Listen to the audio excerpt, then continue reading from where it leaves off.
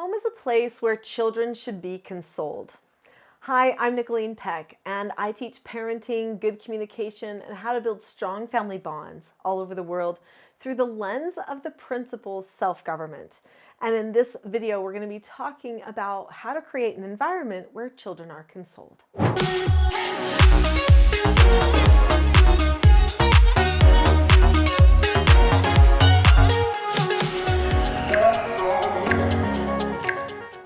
In this video, we're going to be talking about consolation, what that means to a child, and then we're going to talk about how to console children, but also we're going to touch on if there are ever dangers to consoling a child, because actually there can be.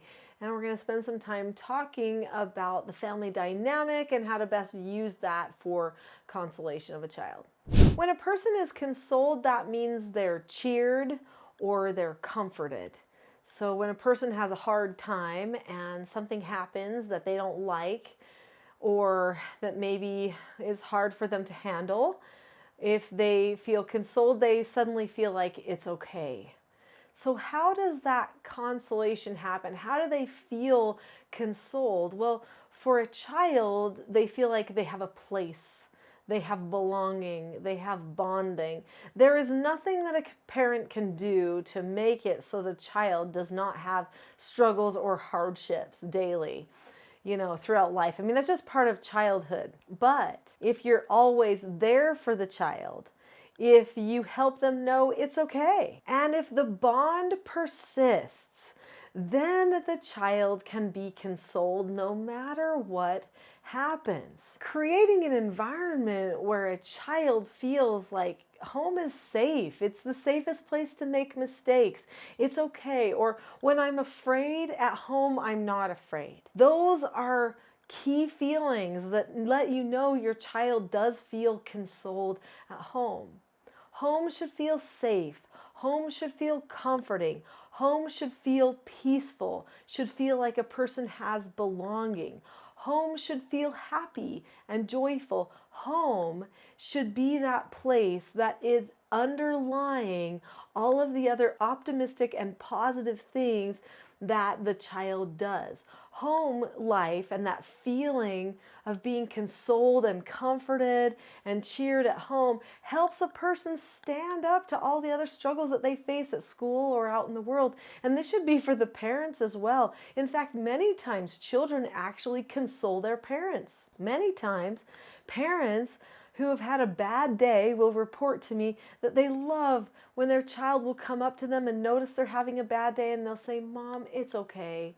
I know that was hard, or I know you're tired today, but I love you." And they just give their mom or their dad the I love yous and the consoling. Isn't that beautiful? That's what home should be. For all the people that are there, it should feel like this beautiful place where everyone belongs, is connected, gets nurtured, loved, and feels safe. That's when you know you have a great consoling environment. So how in the world could that be a dangerous environment? Well, we're going to talk about that in just a moment. But before we do, what does your home life feel like to you? Leave me a comment and let me know what consoles you at home, or what consoling influences have been in your life. Because as you think about those things and write them down, it will actually make it so that you feel propelled to be more like that to other people as well. And you might teach some other people on this video who are watching it some ideas of things that they can do to be consoling as well.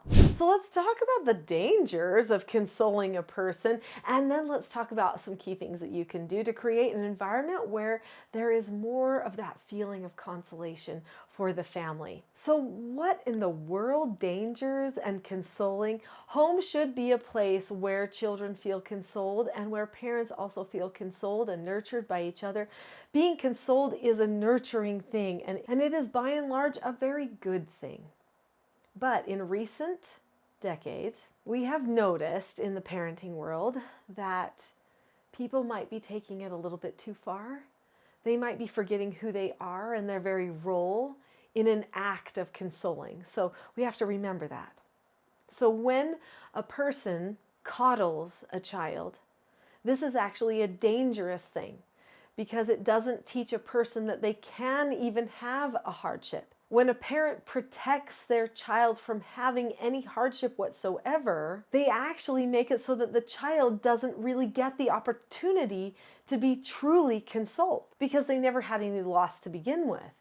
And then the child does not learn how to take disappointment. The child does not learn how to fail, how to push themselves forward, how to try again. So even though home should be a place where children feel consoled, we also have to make sure that in the act of consoling or protecting and comforting, that we don't overdo it to a point that we stop the development of the child, or that we make it so that the child is entitled emotionally whenever anything happens to them.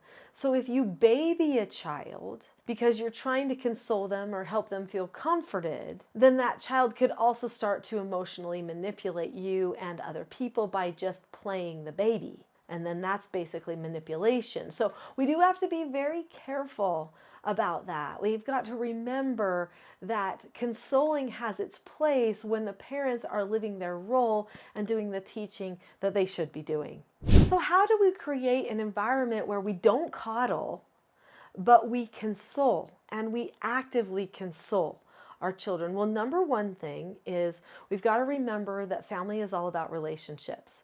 And the way that we see each other is our relationship to that person. So if I see my husband in a certain way, that is my relationship to him. The way he sees me or views me and my words and my actions, that's his relationship to me. We are all responsible for the way that we relate to other people. So the way we interpret them, the way we either give them the benefit of the doubt or we don't, we take things personally or we don't. Those types of things are all very important, because if you are processing everything just from your own self perspective, and how it impacts you and what you want, what you got, what you didn't get, what you need, if you stay in that place all of the time, you will be very selfish in your communications.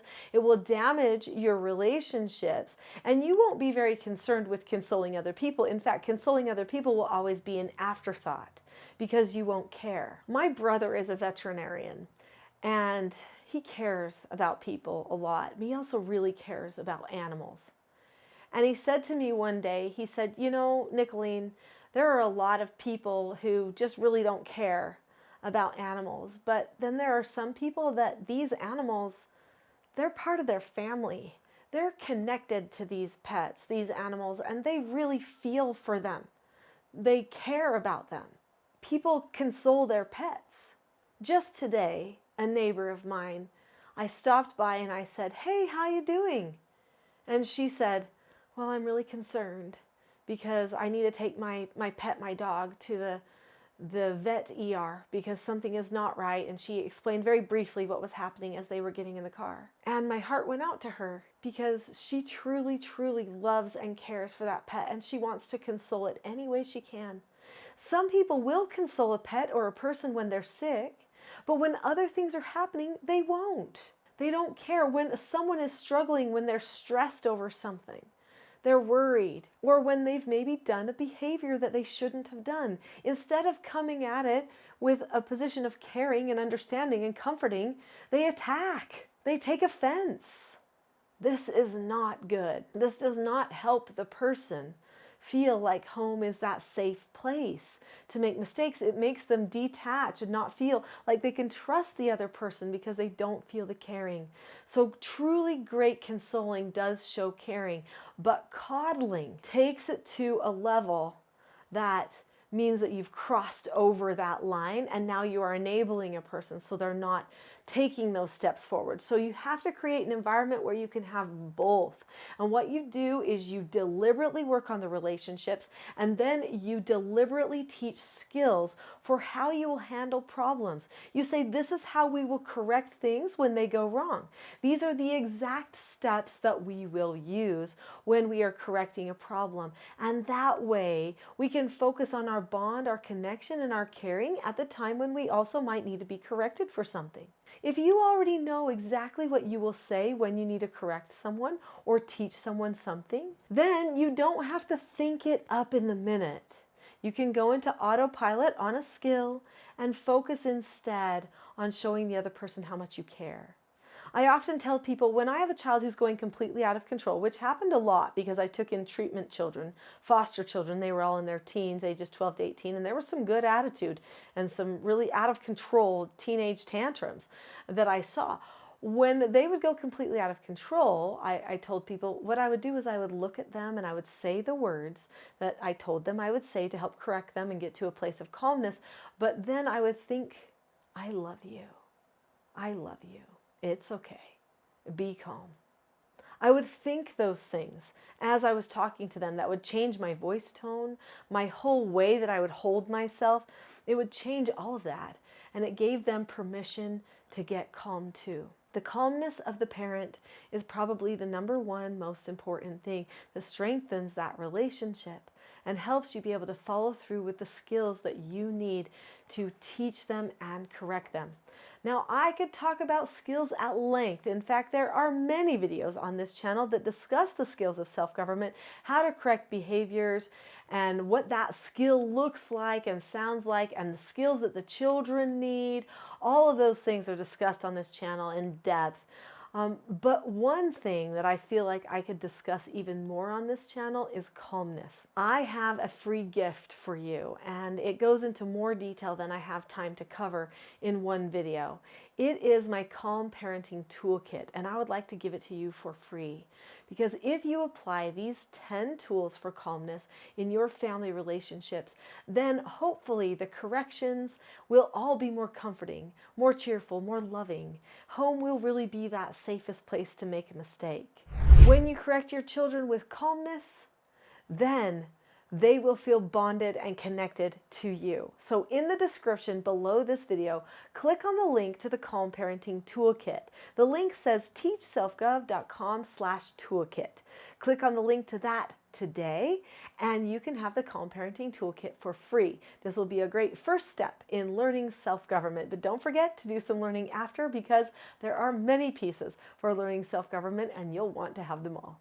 I'll see you on the Calm Parenting Toolkit.